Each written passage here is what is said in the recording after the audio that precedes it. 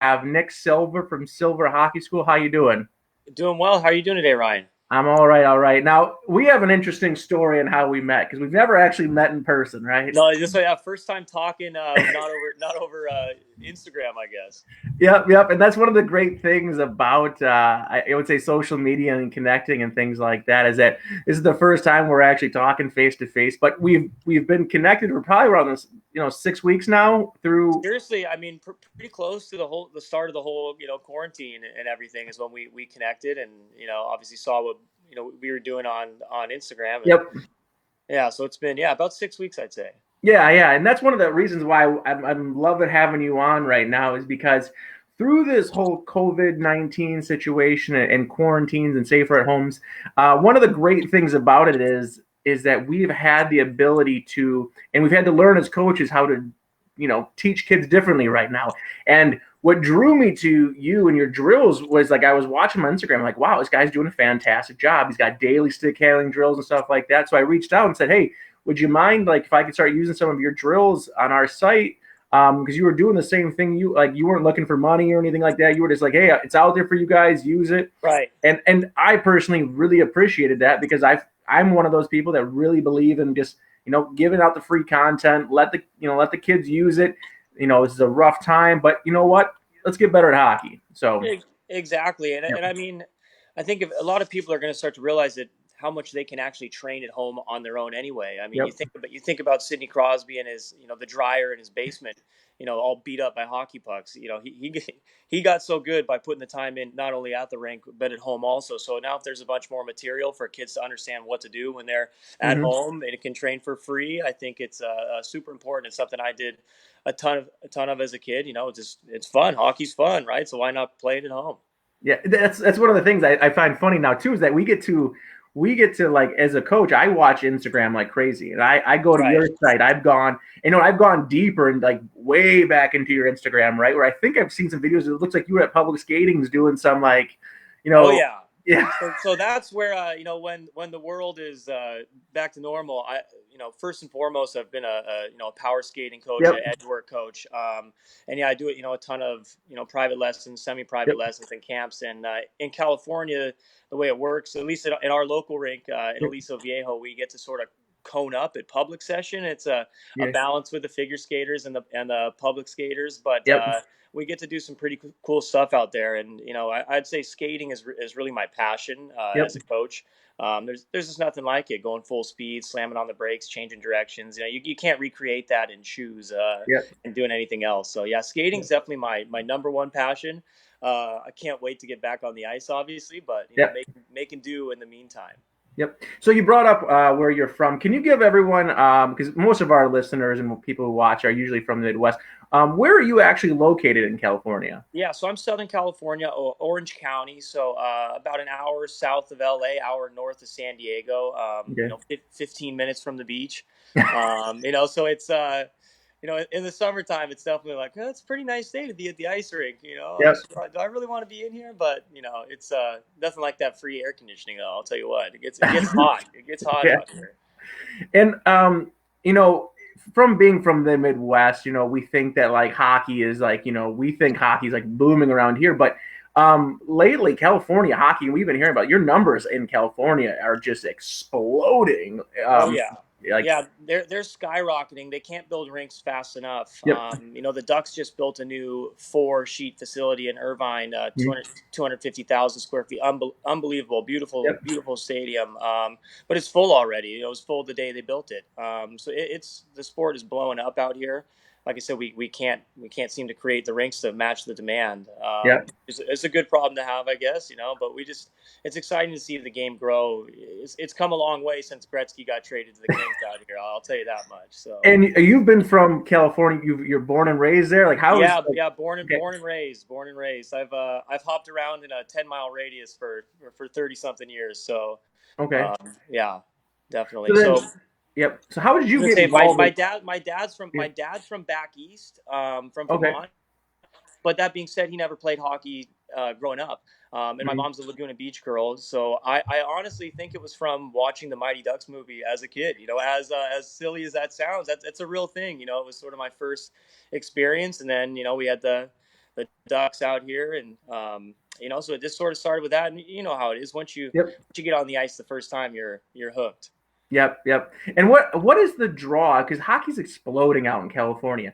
Um, Right. and like it's big in Wisconsin, it's big in Illinois, it's obviously massive in Minnesota. But what is the draw for people to play hockey in California, especially since it's not a generational sport? No, right. I mean, I think it's a game for the modern world and Yep, for the future world with the how fast paced it is. yep, There's no sitting around waiting. mhm, It's going the whole time. So I think in the day and age of sort of shortened attention spans, yeah, for kids and adults alike, I think it's the perfect sport. yep, Because it's just fast paced. It's exciting. It's more fun than watching some of the other youth sports, at least in my opinion, anyway. So I think from a parental perspective, you get a little more satisfaction yep, out of watching. You see your kid working as opposed to mhm, standing around. And there is something to be said for going into the ice rink on a very hot day out here. There's nothing like that. yeah. You walk in, you get that blast of cold air, and that's nice. You're wearing your sandals, your shorts, and your tank top going to the ice rink it's nice. So. I was gonna say we only get that like, maybe June, July, August, where you're going to the rink in your flip flops and sandals and things like that. I'm more used to going to the rink around, it's like maybe 5 to 10 degrees outside, Exactly. and then it's like, So we do travel, depending on our yep, tournaments and things like that. So like last we were at the Chi-Town Shuffle okay, last April yep, April out there. We're in Colorado for President's Day, so we get to deal with some of the elements a little bit, but yeah. no, for the most part, I mean, it could be 85 degrees in November, so it's definitely different out here, that's for sure. That's phenomenal. I mean, it's like one of those things you always like. I always see the ads for some of the tournaments out, like the SoCal Freeze Out, I think it is, with the Brit Yeah. Series, and you're always like, man, that would be amazing to go out there and just go from the game, go to the beach, then back, and like It's it's it's pretty cool, and you see a lot of teams that come out here, mhm, and they do make a full blown trip out of it. yep, You're going to Disneyland, right? You're doing all those different things, the beach, whatever it is. yep, But and that's I'd say that's the one of the big appeals of travel hockey is being able to go somewhere and experience something new, even if just need an excuse to go on a mini yep. vacation. And I think sometimes the parents enjoy the tournaments just as much as anybody, right? So. I I think I think there's a lot of cool draws for people to travel to California for yep. tournaments. So Now, you talked about going to the Colorado, and you've been to the Chi-Town Shuffle. What organizations are you connected with when you go to these tournaments, and then your winter season as well? yeah, so I coach for the club California Gold Rush, Yep. which is we'll be entering our third or our fourth season coming up. So Okay. we're relatively new. Um, and been pretty successful. Small club. I think we have 12 or 13 teams. It grows every year, but Mhm. ice time. We only have so much ice time, so Yep. it puts a cap on it. So I'm affiliated with them as well as the Capistrano Coyotes, which is a high school program. So high school hockey is really starting to blow up out here, Mhm. but it's a little different than in Minnesota and other places Yeah. like that. It's not CIF. It's not sanctioned you know by the school districts. So Okay. it's technically a club sport, unless you're at one of the private schools, and then that's an official Yeah. sport. So my program is actually a district program. So it's our whole school district. We have 7 high schools we draw from, and we pull those kids in, and we'll have 3 teams whenever the season starts. So, a varsity 1, varsity 3, which is the middle, and then a JV team. So, and we were slated to go to nationals in Texas this year with our top club. Top team, but obviously everything got canceled. So that was a bummer. We were all really looking forward to that. It was a big bummer for the seniors, of course. Mhm. But so high school hockey's starting to come pretty grow up or blow up out here. The Ducks actually started the ADHSHL, Anaheim Ducks High School Hockey League. I think around 10 years ago now. Okay. And it's grown from a handful of teams to something like over 50 teams, and it's growing every year. So working on increasing the top end talent as well as being inclusive of all playing types, because obviously Mhm. everybody plays the game. We want people to play the game. We don't matter. It doesn't matter your skill level. We want Yeah. people to be involved, right? There's a team for everybody, right? And, Mhm. and, that, and that's what you want. Because for a long time, as hockey players in Southern California, once you got to high school, there was no options. You played your club team, Okay. but you sort of would, but there was no options at school. We do have some roller hockey teams, but I think we can all agree that it's not quite the same. It's not quite the same. So it's yeah, the landscape's changing again as the game grows. But so anyway, within those clubs, within the Gold Rush and the Coyotes, we definitely travel, and I've linked up with some other clubs along the way. So it's been pretty fun. And what about the gold? You brought up the gold rush because Yeah, are they considered a like? Is it in the Midwest? We have like AAA and then yeah. tier. What So kind of what is that? we have double A, B, double B, Yep. but we have one pretty special group of 2009 birth years that they're top rank in the country. So they've been Okay. sort of doing just a lot of traveling, sort of a custom schedule. Mm-hmm. I'm playing Honey Baked, playing Little Yep. Caesars, playing everybody. Going to New Jersey, doing the Super Series and things like that. So Mm-hmm. I mean that is a special team that actually next year will be playing under the Junior Ducks logo Okay. because the Gold Rush aren't allowed to have AAA. All right. It's just it's I mean, how there's a big Yes. process to being approved. So since they're not, they're just changing their jerseys, and so it'll be pretty cool. It's a special group. It's fun to watch them. Mm-hmm. It's fun to watch them practice, but to watch them play is pretty fun as well. Who are the AAA teams though in California then? So yeah, so we got the Junior Ducks, the Junior Kings, the Junior Sharks, and then some other clubs have them as well. The Ice Dogs have some AAA. Okay. So there's not a lot, Mm-hmm. and that's honestly one of the flaws with Southern California hockey or with California hockey in general is there's not enough AAA teams, so it's so competitive to make them, and then there's plenty of good players that I think could be playing that level that now aren't. And so Oh well. Hold on one second. I think we had some technical difficulties. I think he'll be logging right back on. So just give us 1 second here. So, yeah, if you're still joining us, we've been having our internet connections getting a little bit. Oh, here he comes. Hey there. Give me 1 second. There you are. We're back now. there you go. Um, Technical difficulties. Who you knew? know that's what happens when you're cross country having like a meeting here. So Seriously. yeah, no worries. So you were saying it was one of the issues with the AAA program is that there's just not a lot of the teams. Yeah, I think there. I personally just think there should be a little bit more, Okay. and maybe it would make it a little less political on Yep. who gets there. We all know there's politics Yep. involved in all youth sports. So I just know there's plenty of talented players that don't get the looks they deserve, Mm-hmm. because teams are a lot of times spoken for. But before the trial process starts, so it's. I think if we added a couple, it would honestly, it would strengthen it. It would Yep. make the schedule. It would make it easier too. It's so hard to play. I mean, if you got to be going to San Jose, it's an 8-hour drive, or you got to be Yep. flying up there, all the time. It's really demanding. It's Yep. really challenging on the kids. I don't know how you're supposed to be traveling that much and maintaining school. So I think if we had a few more, that it could really help things and just help develop Yep. everybody. Because you never know what kid's a 12-year-old that's going to turn into the stud 16-year-old, but he isn't given the chance when he's 12, right? Yep.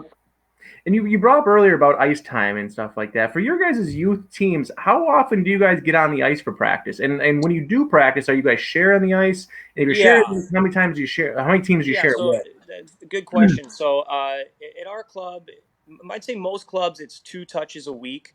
Okay. Um, for your A B teams. Mm-hmm. Our club has been doing 3 touches, Mm-hmm. and most of the time shared sheets shared with one other team.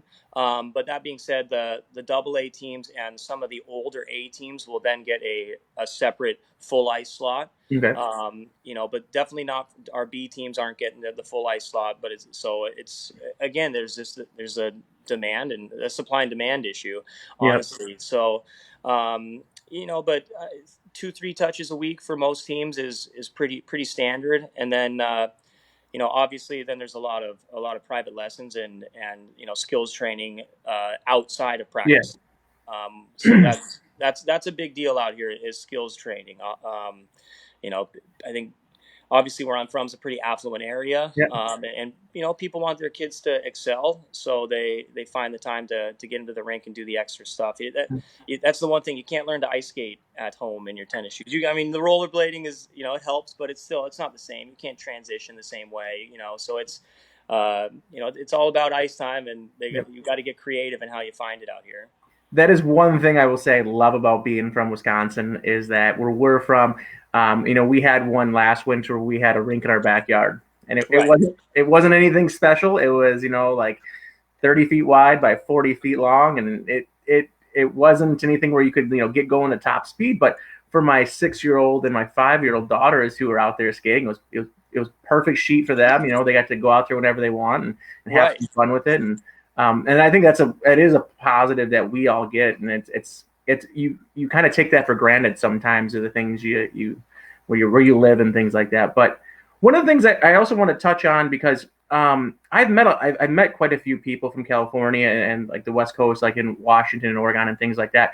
And one of the things that I always found fascinating, which was awesome to hear, is that every time there is a new kind of development as far as a new swing to like a certain sort of emphasis on something, like right now with coaching, there seems to be a really huge emphasis on developing individual skills as opposed to working on the team game. Where Right. that shift happened probably like started happening 5, 6, 7 years ago, and now you're seeing it full swing right now. Where you're dedicating 95% of your time to individual skills. Where in the past it wasn't like that. But one of the things I found awesome is that a lot of the people from the West Coast were like any new idea that happened, like we're in, we got it, like, and Yeah. we're in Wisconsin, you bring a new idea about something, it's like, well, that's not the way we did it, like, because when I played, Right. we had this. So, like, can you guys elaborate? What do you guys do for your individual skill development, like your practice structures and things like that? Yeah, so I mean, obviously when the whole ADM came out, Yep. and there was definitely a little pushback on that. I'd say especially with switching mites from full ice to half ice, Yep. which I think a few years later we've all realized was the biggest no brainer ever. I don't I can't Yeah. now I can't believe I used to coach full ice mite games. It seems ridiculous. It seems insane. But so we've really at least at our club, we really focus on pace of practice, Yep. rest to work ratios, building it through the season. So the beginning of the year, it's a 5-to-1 rest to work ratio, and by the end, it's 3-to-1.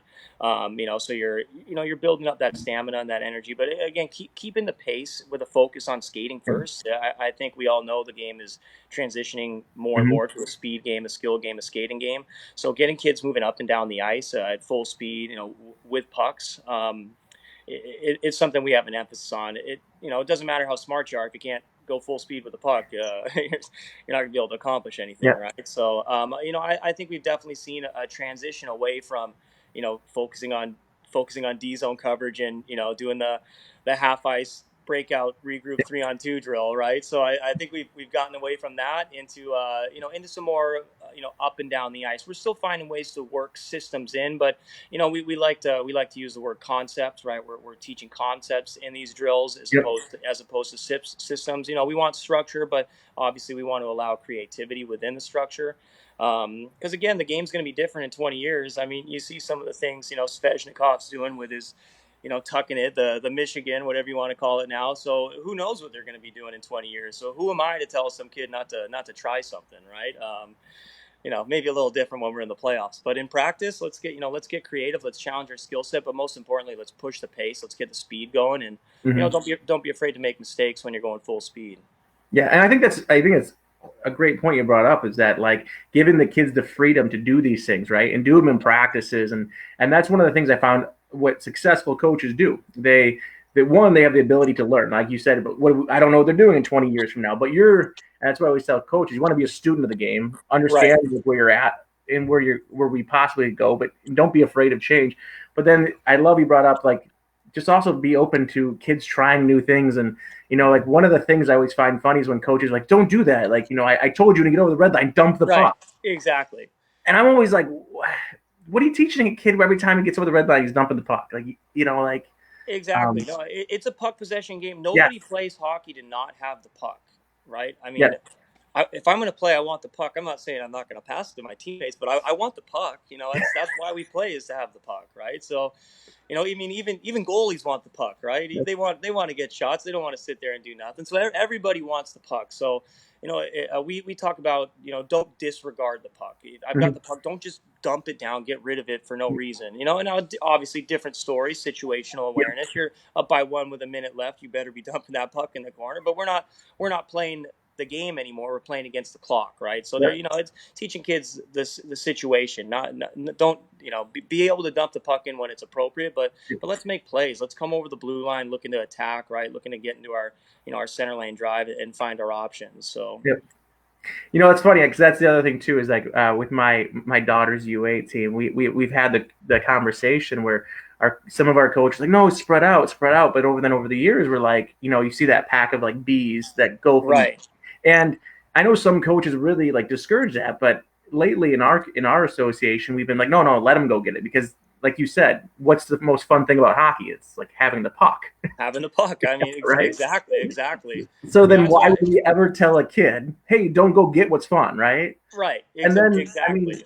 and then it's at the U8 level. You're like, who cares if they win games or not? But then when the kid gets the puck and there's five kids, yeah, it doesn't look great. But at the Right, same time, that kid is learning how to maneuver and weave it in and out of that with the puck and things like that. And you hit the nail on the head when you said it is a puck possession game. Like right. it, and it's the thing where if you have the puck, the other team doesn't, and they're not scoring, right? So No, 100, exactly, 100%, yeah, 100%. You know, and that's no, you nailed it there. yeah, When you have that puck, you're in control, right? You might as well be in control, right? And that's, you know, I like to use a lot of other sports metaphors yeah, when I'm coaching. You know, so football is football and baseball, the only some of the few sports that aren't transition games, right? It's you're yeah, on offense or you're on defense, right? So in hockey, just get the puck and you're on offense, right? That's it. And then you're now, you know, so you don't have to worry about giving up any goals. So. yeah.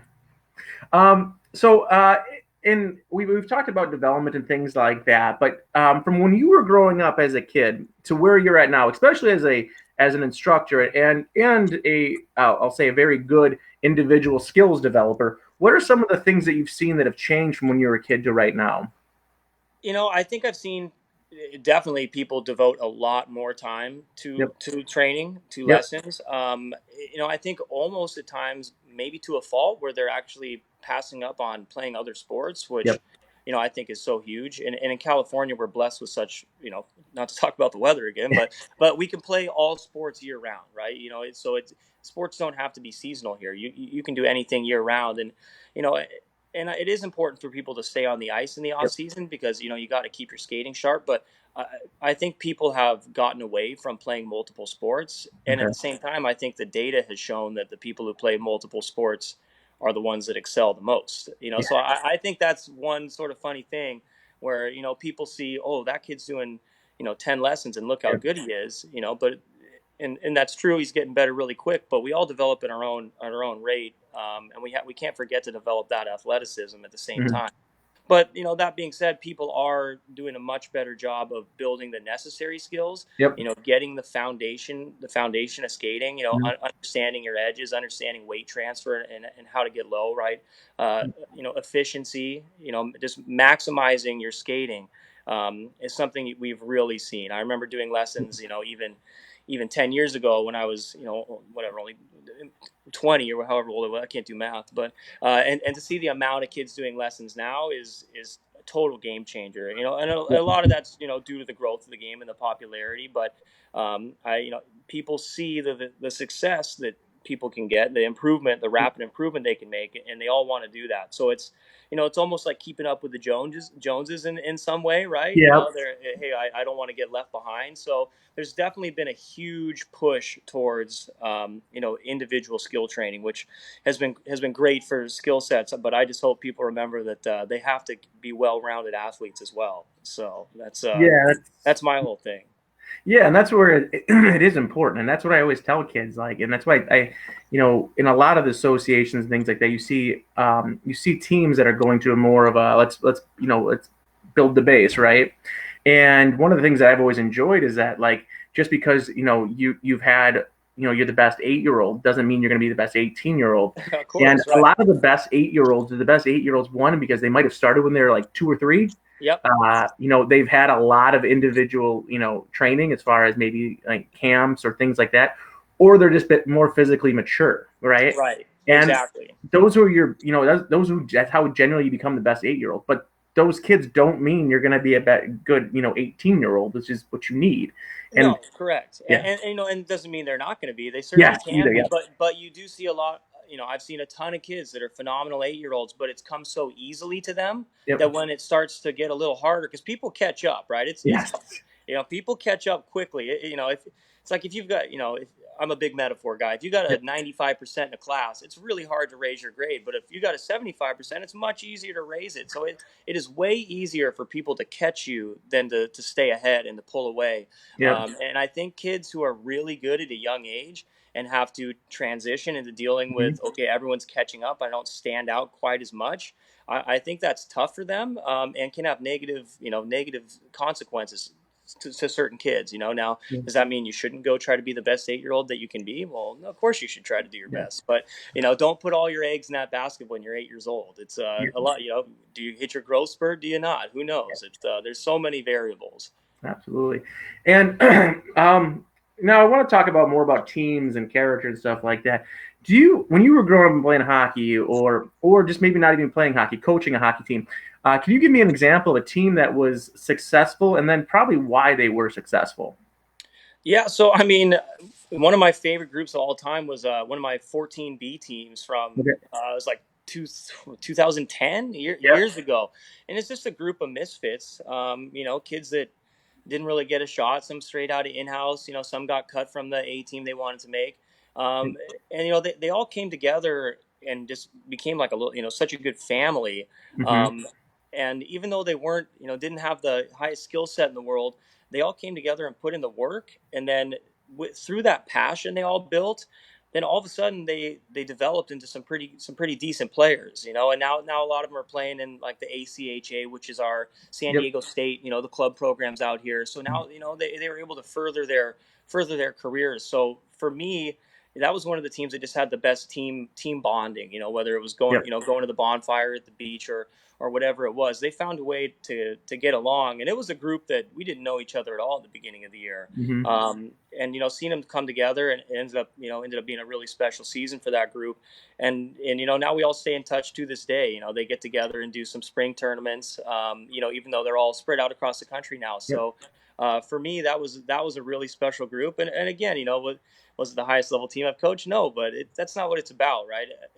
There's a level for everybody, and it's about spreading the joy of the game, right, and continuing to grow the game. And now when their kids are going to play the game, and the cycle continues, right? So it's there's been some fun groups, but for me that was one of my all-time favorites. So I think that's something too. Parents and people who view the game sometimes from people like. And did you have a kid on that team? no, so Yeah, my like yeah, that was and that was a long time ago. yeah, I was gonna say like, and that's one of the things too. Is like a lot of the teams I've coached, my kids haven't been on the team, and one of the things that makes it so fun is the camaraderie of the team, the way they get along, and things like that. I've said it, and I'll say it a million times. I will coach a team who's a B or a C level team that the parents get along, the kids are all respectful, they work hard more than I would take a team that was the best in the state, right? Oh, right, totally, Yeah, totally. And and they're definitely different experiences. And yep, again, there's no right or wrong answers. But at the end of the day, we're only on this earth for a short time. We might as well enjoy ourselves yes, with what we're doing. Hockey's supposed to be fun, right? I mean, that's something I just keep coming back to. Is hockey is fun, so let's find the groups that enjoy being together yep, and keep them together, and yeah. and enjoy the ride while you can. Yeah, and I'm sure you're like me when we're running our hockey camps. One of the greatest joys that I get is seeing a kid who might have struggled in the beginning, but he's had that attitude, right? And Right. a phenomenal kid. Like he comes there every day, he works hard, he's putting the time, he's respectful, he's talking to you, um, Mm-hmm. and then he just gets better and better. And sometimes maybe they don't even get better, but they just continue where they're at. But it's that joy that you get from these kids that are just working hard all the time. And we had one last Absolutely. year, and gosh, the kid I don't want to say his name, but I love the kid. Like he showed up every day. like he would be, next to last in all the running drills and all of our plyometrics and things like that. But he never complained. He always worked hard. He always Right. showed up, and he Yep. just had fun. And that for Right. him was like the greatest joy in seeing, like, he'd lose a one-on-one battle and he'd be like, oh, and he'd be just, he'd be like, he wanted to win and he had the effort. But for me, like, I would give anything to coach that kid, right? Sure, But exactly, yeah, exactly. Give me 100 of those kids. But so I yeah, mean, I just think it's so important.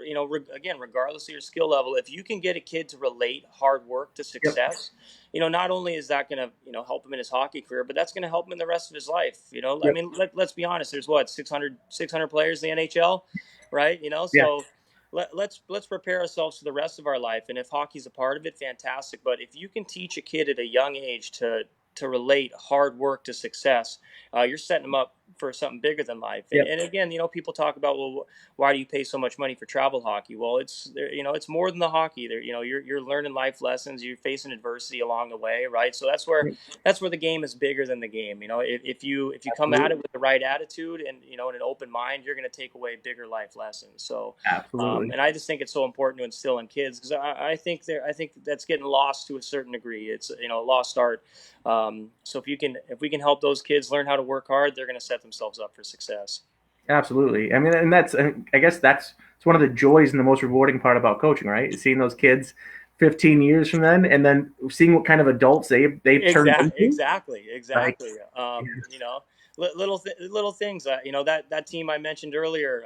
yeah, One of the kids, the last kid on the team, almost didn't make it, and then, a few years down the road, he's his class president senior year at high school. And it's little things like that. Where I like to think that he learned some things, gained some confidence, and yep, then took that and applied it to the rest of his life, which is what it's all about. yeah. And through your hockey camps, I'm sure you do a lot of mentoring to other coaches that work for you and things like that. And that being said, what are some of the successful traits that you've seen coaches have that help out other coaches? I mean, number one, not having an ego, Yeah, and we all struggle with it. I struggled with it as a young coach, and we all have our moments. But yep, when you can set your ego aside and genuinely, want to help another coach, yep, because a lot, if you help a coach get better and he's working with you, now that helps you get better, right? mhm, So it's almost selfish. If I make my assistant coach, if I help him get better and yep, he's helping me, well, it's symbiotic, right? We're mhm, working together. So that's the thing is, it's a small community. It's growing. It's a yep, small community, but you might as well, build bridges and build relationships, and just try to grow the game. So it's funny. It took a while for me to realize that I had mentored some younger coaches. yep, It wasn't like I'm mentoring this kid, but yep, they're helping me run my camps and seeing what I do. And to have some people after the fact say, hey, thank you so much for helping me and showing me this. That was interesting because I hadn't thought about that. But yep, if you treat people the right way and don't hoard knowledge, right? I'm not trying to. If I have a drill, I'm going to show it to you, right? It's not my drill. I got it from somebody else anyway. yep, I didn't invent the figure eight, right? So it's just about sharing the knowledge and helping the game grow, and then we'll all be better for it. It's this. There's no point isolating yourself and being an individual. It's a team game. The world's a team game, so we might as well get along. yeah. One of the great things, and you talked about sharing drills. One of the like the biggest compliments I think as a coach you can get is I love it when someone's like, "Hey, I used your drill at practice," and I'm always like, "Great." But the best compliment is, "I used your drill that I saw from you, but I added this to it," and Right. you're like, "That's what I'm talking about, man." Like, Exactly. Because that's when the game grows. Right now, you're yes, combining two ideas and making a better one. And that's no, that's exactly right. And then again, my coaching buddies are my best friends in yep, the whole world. That's it. I mean, we're at the rink every day.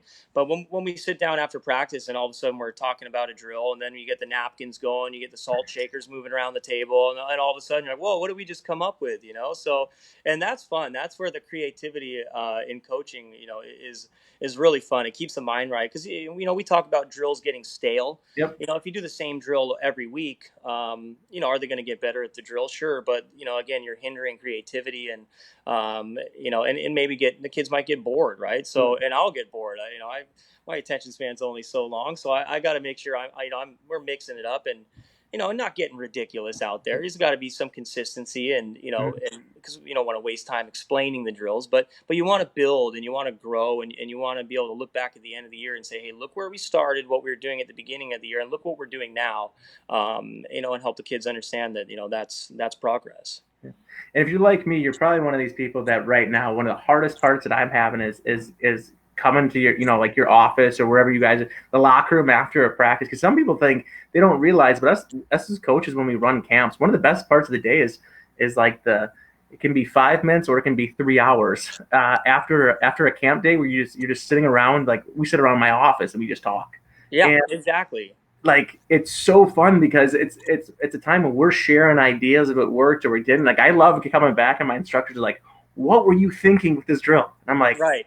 I just went with it. It sounded good, and they're like, Right. "No." It sounded good, and it's Yeah. funny how some drills are going to work great with one group of kids and Yep. not work with the other one, and you got to be able to adjust. And yeah, I think that's one of the most fun parts, like you said, is afterwards. I mean, just again, especially in these day and age, I miss that interaction. My Yes. goodness, so, but man, would I love to spend 30 minutes after practice in the locker room right now, But Yeah. yeah, but having that dialogue and maybe giving each other a little crap along the way, but but again, learning from what we've just done and trying to better ourselves. Yeah. So I totally agree with you on that one.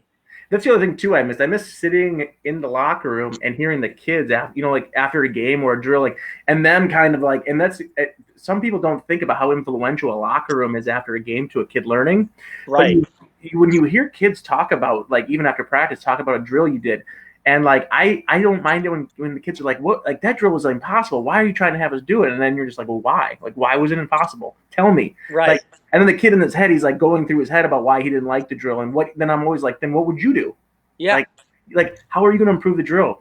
And then you see the wheels start turning, right? And then the kids start asking, well, why did we have that turning? I don't understand why that transition was there. And No, then it's totally. It's yeah. and it's fun. It's fun when they're interested in it, because if they're Yes. asking questions, it means they're interested. If they're just whatever, brushing it off, then you haven't done your job, right? So, and Yep. even if they don't understand and they're willing to ask the question, then that's what you want, right? Yep. So, and yeah, and if they challenge you and now you have to find a new way to explain it, then Yep. you grow as a coach, right? Yep. So, because everybody's different. Some people are visual, some people auditory, right? Mhm. Some people you need to hold the board vertical, some people horizontal, right? So there's finding ways to explain yourself, Yep. and to make kids understand and to understand why and not just what, because I mean that's one of the first things I learned when I had my own kids was that what doesn't really matter, why is always the first question, Yeah. right? So if you can help them understand why, then you're really doing your job, because then you're talking concept and not talking Mhm. drill, and Yep. that's when it really starts to show up in the games. And that is one of my favorite things is when a kid turns around on the bench and says, "We just did that in practice last week." I'm like, "I know. This is why we did Yep. that." Yep. So Yeah, and that's Jim. My last guest on Monday, Jim Stanway. He had mentioned something like that. He's like, he said we're all coaching and teaching the same exact thing. right, The only difference is how we're getting it to the kids, right? And the right, good coaches are the ones that are able to accurately give that to the kids, the information, break it down to them, and so they relate to it better, right? So exactly, that exactly. And that's where it gets tough, because again, you got 15 kids on your team. It might take 15 different explanations. So yeah, I've been there before. yeah, they're trying to figure out how to connect with some and not the other. So, and then you have the Exactly. parents who think their kids learn a certain way, and you're like, I don't Are you know. sure? Yeah, Exactly. like I don't Exactly. know. But a few last questions here is for a hockey parent out there who's maybe looking to get their kid to the next level, and by next level I mean might be make the AAA team or make an Right. ACHA team or make an NCAA team. What advice do you have for those parents? Be patient. Yep. Just if you're trying to force it now, it's not. It's a tough thing to do sometimes. So Yep. you got to expose yourself to coaches as well. And Mm-hmm. like I said, there's so few AAA teams out here that Ooh. Well, it looks like we had another. We'll get him back on just in a second here. Um, Give me 1 second here. He's going to be logging back on.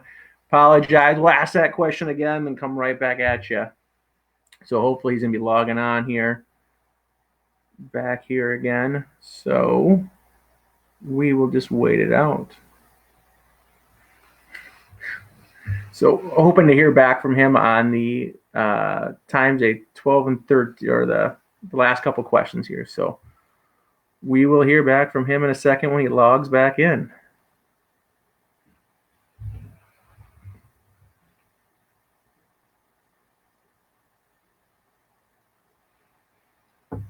So, oh, here he comes. He's going to be logging back in a second. Give me 1 second. All right, we're back again. So Perfect. so you were saying about your advice to parents is being patient.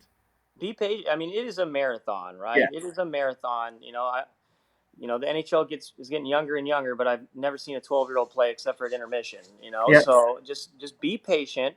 And surround yourself with good coaches would be Mhm. and it's sometimes it's hard to tell. You got guys who will tell you what you want to hear all the time, and find the people that are more willing to tell you the truth, even if you don't want to hear it sometimes. But patience. It is a marathon. It's a long way to go from the time you're 6 years old, until you're getting into a teenager, right? So be patient, and try not to do everything for them, right? Coaches Mhm. don't want to find the kid whose parent does everything for them. They want to find, players who are turned into young men and women who are responsible individuals, can think for themselves, take care of themselves.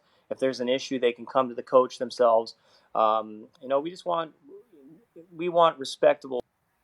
Ooh, keep cutting out there. We'll let him log back in again. Sorry about that, guys. Fun stuff. So,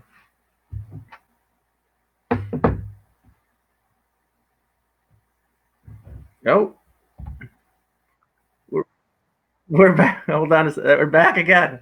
What's so funny is I've been doing my Zoom lessons like 6-7 hours a day and have no issues. So of course when I do this I do right. So nobody. It's gotta be my system's fault. And I apologize. But we Oh, got don't one worry last about it. question for you. Hopefully we Yeah, can get through it. Fingers I crossed. think so. Um, if you could go back in time and give a 12 or 13-year-old you one piece of advice, what would it be? Work out, take, become an athlete, go to the gym, right? Yeah. Do the things you don't want to do. Do the hard work. No pain, Yep. no gain. Those are the things that I definitely did not do. Mm-hmm. Definitely did not. And you don't see a lot of people out of shape playing at high levels, right? So do the best, because at the end of the day, we're athletes that play hockey. Yep. So do the stuff you don't want to do. Go run up a hill, right? Go pick up some weights. Do your sit-ups. Do the cardio. Put the work in to become a better athlete, because you're not going to make it far in this game otherwise. And that's, when you get to that 12, 13-year-old age, that's when it really starts to matter, right? So, it's about transitioning from being a young boy or girl into a man or a woman. And you, Yep. you got to be the best athlete you can be. And you're not going to do that by sitting around, right? As much as I love doing my stick handling videos and stick handling, doing my lessons, that alone isn't enough, right? Yep. You've got to become the best athlete you can be. Yep. It's funny because you brought your two last answers there were spot on, because you're talking about being patient, right? Yeah. Working out, because that's the biggest part of kids that are, that make it, is the fact that they have that burning desire to be better the Mm-hmm. entire time. It doesn't, oh man. Well, I'll just say it. They have that burning desire to be good all the time. It's not just part of the time, it's all the time. And it doesn't, um, it, I know. What I was saying is that patience is good.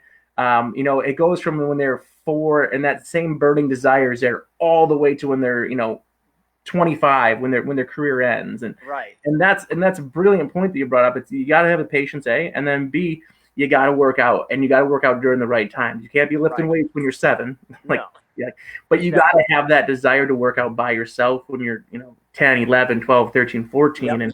and you got to enjoy it, right? Oh, you do. I mean, That exactly.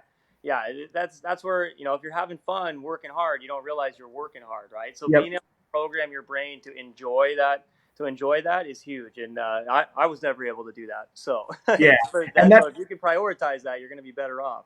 yeah, and that's one of the things I found is with successful athletes, not just in hockey, but all over, is that a lot of the athletes who are successful are able to enjoy working out by themselves. They're able to go out there and go down to the basement and shoot the 100 pucks. They're able to a lot of these athletes are able to they're able to what's the word for it? These athletes are able to work out by themselves and truly enjoy it. So I Yep. love your last 2 points there, and I love how they kind of fed into each other as well. So Seriously, yeah, no, that worked well. yeah. So well, that's all I have today, and I just want to say thank you for coming on, and I really do appreciate. I love getting the info from like how it is out in California because like we don't have much interaction. Like it's kind of like we hear about California and we hear about how big it is and how Oh everything's yeah. happening, but we don't have a face to it. It's You're, just you're gonna you're gonna start hearing a lot more and more about it as the time goes. You can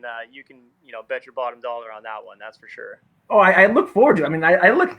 I mean, I've always talked about like how fun it would be to go to California and play games or run camps and things like that. We've always talked about like, man, this would be so fun. Like things like you brought up the whole bonfire on the beach thing. I was like, I don't think he realized he just like slipped that in there to like a little humble Oh yeah. brag to. I mean that's just a part of the culture out here, right? I So know. if you're not doing that, you're crazy. I know that's nuts. That's just part of it, and I think that's what it is. But we keep losing them here, but I think that's all we have for today. I just wanted to say thanks again to Nick, and it's been a great interview that he's had. Um, yeah, so I was saying thanks for coming on. Keep losing you here, but that was a great Yeah. interview. I really appreciate you coming on.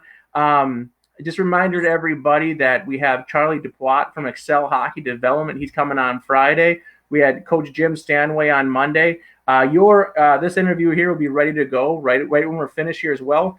So check that out. And do you have any last little bits of advice or anything to say to anyone out there? No, just stay safe and can't wait to see you guys on the ice. Awesome. Well, you guys, thanks again. Nick, awesome job. I really Thank appreciate it. you. And, you guys stay safe out there. Good luck. Thank you. Take care.